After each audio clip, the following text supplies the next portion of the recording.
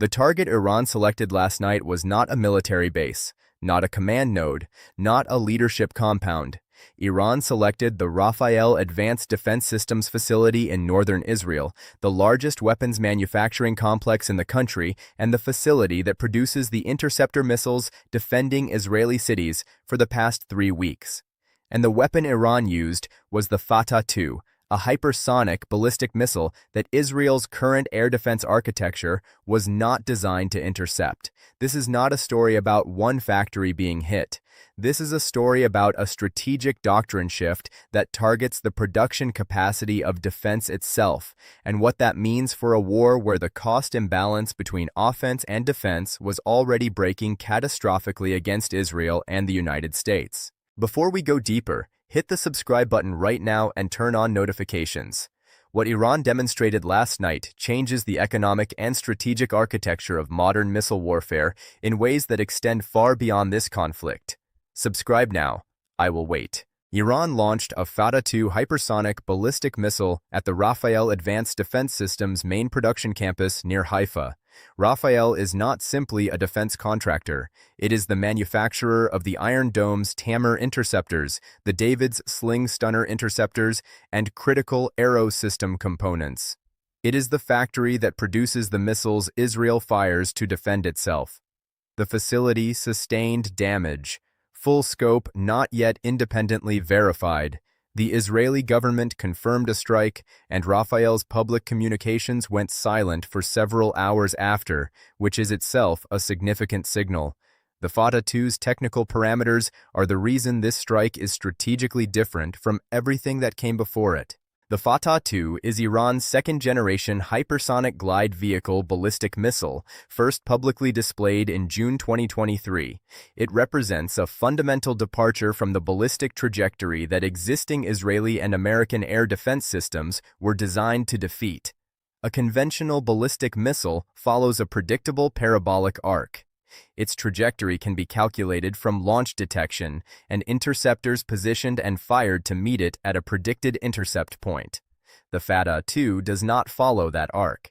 It releases a hypersonic glide vehicle at high altitude that maneuvers unpredictably at speeds between Mach 13 and Mach 15, 13 to 15 times the speed of sound, while continuously adjusting its flight path. The intercept problem this creates is categorically different from a conventional ballistic trajectory.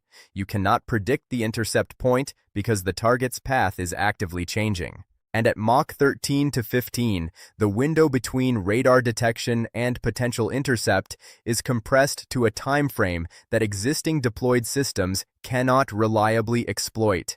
This is not a software problem. It is a physics and geometry problem that no current Israeli air defense battery in the region was specifically designed to solve. Dr. Jeffrey Lewis, director of the East Asia Non-Proliferation Program at the Middlebury Institute of International Studies, assessed the Fattah-2 in his analysis published earlier this year as representing Iran's first credible attempt at a system that exceeds the engagement envelope of currently deployed Israeli and American theater missile defense. His specific language is important. He did not say the Fattah-2 is impossible to intercept. He said it exceeds the engagement envelope of currently deployed systems. That distinction matters because it tells you the defense against this missile exists in theory, but not in the operational inventory that Israel has available right now. What nobody is covering at sufficient depth. The strike on Rafael is the first application in this conflict of counter-production targeting doctrine. The logic is this. You do not need to overwhelm an enemy's air defenses in the moment if you can destroy the capacity to replenish those defenses over time. Every Iron Dome Tamir interceptor costs approximately $50,000 and takes months to manufacture. If Iran degrades Rafael's production capacity even partially, every interceptor Israel fires becomes progressively harder to replace. Iran fires a missile costing tens of thousands of dollars. Israel intercepts it with a missile costing $50,000 to several million, depending on the system. Now add a degraded manufacturing pipeline to that equation. the strategic pressure compounds over weeks. Every serious defense economist studying this conflict runs the same model, and the output is a progressive degradation of Israeli air defense capacity that no American emergency resupply fully addresses if the production infrastructure itself is impaired. Okay, I have to be fair here. The other side has a point that requires honest engagement.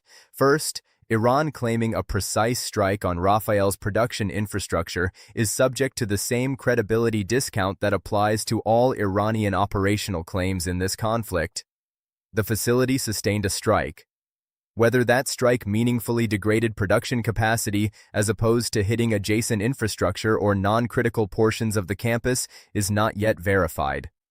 Rafael operates with significant redundancy in its production architecture. A single strike, even a damaging one, does not necessarily translate to a measurable reduction in interceptor output.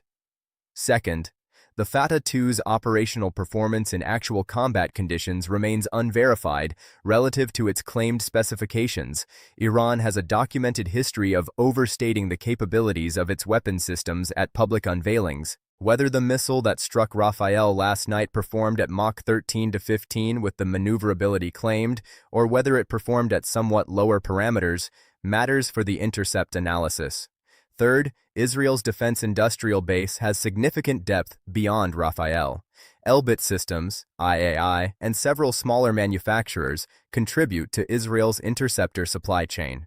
Degrading one node, even the largest one, does not eliminate the supply chain. But here is where I have to be direct about what the strategic picture shows. The choice of Rafael demonstrates that Iran's strategic planners have shifted from attrition targeting, firing at bases and cities to impose costs, to production targeting, firing at the infrastructure that sustains the defense over time. That shift is not tactical. It is doctrinal, and it reflects an understanding of the war's economic architecture that is more sophisticated than the strike-by-strike coverage is communicating. Iran is not trying to win by shooting down Israeli aircraft or killing Israeli soldiers. Iran is trying to win by making it economically and industrially unsustainable for Israel to maintain its air defense posture while simultaneously sustaining its offensive campaign. Every Tamir interceptor that cannot be manufactured is a gap in tomorrow's defense. The Fattah-2 strike on Rafael is the most direct and consequential expression of that strategy executed so far in this conflict. Here is what you need to watch. Rafael's production status in the days following this strike is the most important single strategic indicator of the entire conflict right now. Any statement from the Israeli Ministry of Defense about interceptor production timelines or emergency procurement requests to the United States carries enormous weight. Watch the American response. The United States has been the backstop supplier for Israeli interceptor replenishment throughout this conflict. Whether Washington accelerates that resupply and whether it includes direct production support for Rafael's specific interceptor manufacturing lines will tell you how seriously the Pentagon is assessing the production damage from this strike.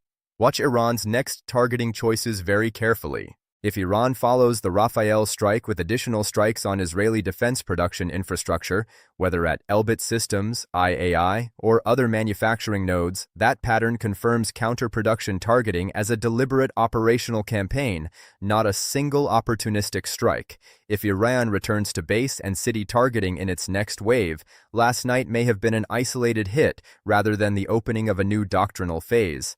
The sequencing of Iran's next strikes will answer that question more definitively than any statement from either government. Subscribe now. Turn on notifications. When Rafael's operational status is confirmed, I will break down what it means for the interceptor supply chain in detail. When the American resupply response is announced, I will cover every element of it. When Iran's next wave reveals the pattern, I will analyze it. The Fattah-2 struck the factory that builds Israel's defenses. Evidence first, analysis second. You decide what it means. This is today.